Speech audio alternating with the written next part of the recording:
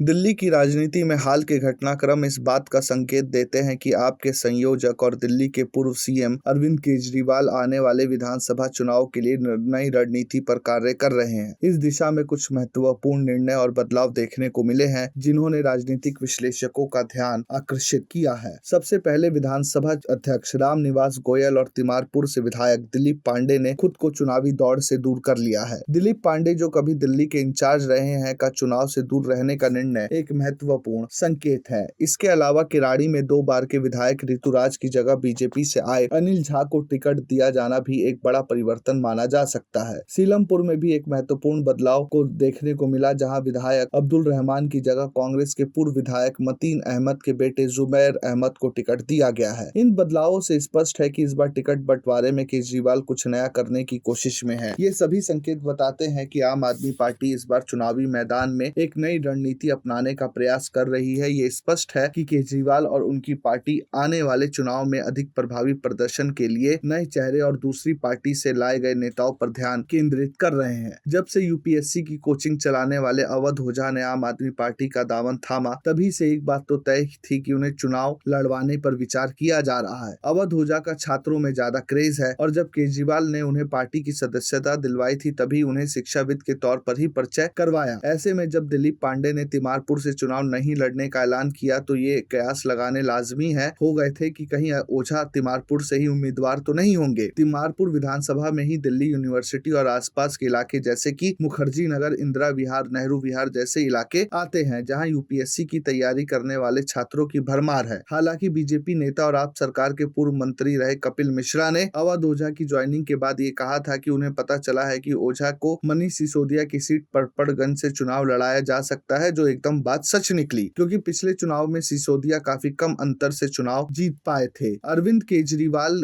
राजनीति के धुरंधर माने जाते हैं। खास तौर पर दिल्ली की राजनीति में 2012 में एंट्री मारने के बाद तो केजरीवाल लगातार राजनीति का केंद्र बने हुए हैं। अरविंद केजरीवाल 2013 से लेकर 2020 तक 3 बार नई दिल्ली सीट से जीत चुके हैं। इस बार उनकी राह मुश्किल करने के लिए बीजेपी में पूर्व सांसद परवेज साहिब सिंह वर्मा को उनके खिलाफ उतारने की चर्चा है। इसी तरीके से बीजेपी महत्वपूर्ण सीटों पर अपने धुरंधर मसलन सीएम आतिशी के खिलाफ कालका जी से पूर्व सांसद रमेश बिदूड़ी, मंत्री सौरभ भारद्वाज के खिलाफ ग्रेटर कैलाश से पूर्व सांसद मीनाक्षी लेखी, आम आदमी पार्टी के सीनियर नेता और पिछले चुनाव में नई दिल्ली संसदीय क्षेत्र से पार्टी के उम्मीदवार रहे सोमनाथ भारती के खिलाफ दिल्ली बीजेपी के पूर्व अध्यक्ष सतीश उपाध्याय जैसे नेताओं को उतारने की बात चल रही है। ऐसे में अरविंद केजरीवाल भी नई रणनीति बनाकर अपने विधायकों और मंत्रियों को फेरबदल कर बीजेपी की रणनीति को काउंटर कर सकते हैं। Bureau report, प्रजाहित।